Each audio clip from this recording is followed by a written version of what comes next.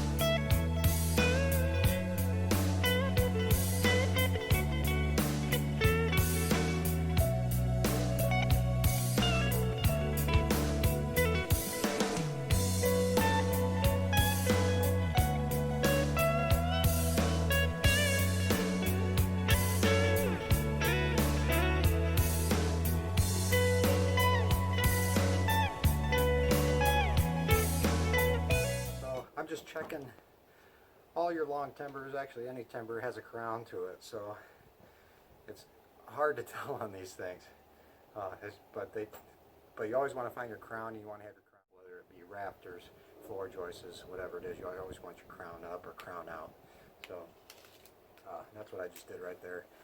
Like I said, it's hard to tell on this treated wood, but we got it. And I had 2 of those already mounted in there, just not temporary, but just 1 screw on each end before I put my blocking in there. And I didn't check those, and while I was cutting these, I'm like, oh, I need to mark my crowns, so I had to pull those off, check them, and I had one upside down. So always check for your crown to be up.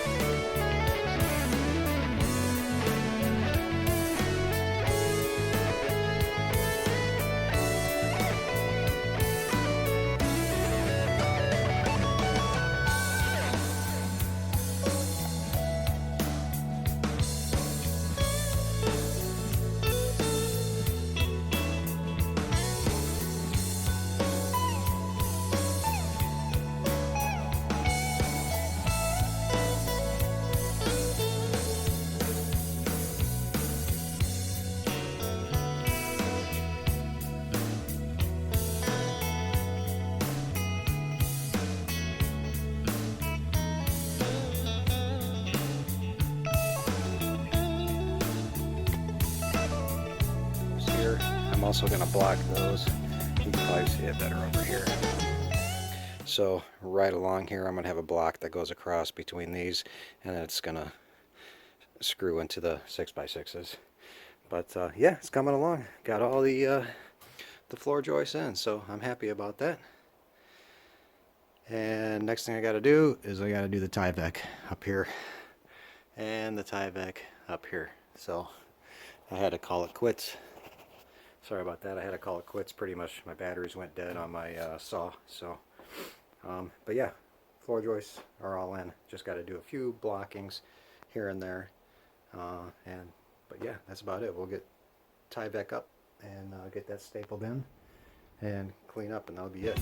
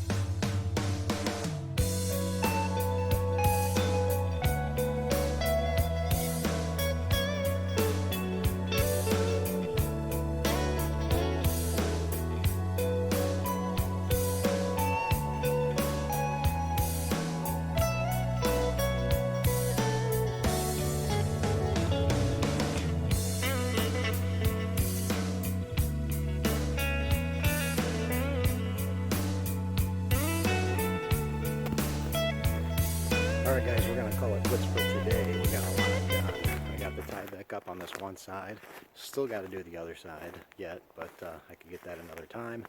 Got all the floor joists in, so we got a lot done. So on this side we got all the Tyvek in.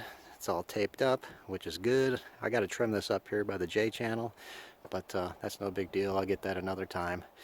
And on the inside you can see that we got all the floor joists in there. Still got to do a little bit of blocking, and then the floor joists will be complete.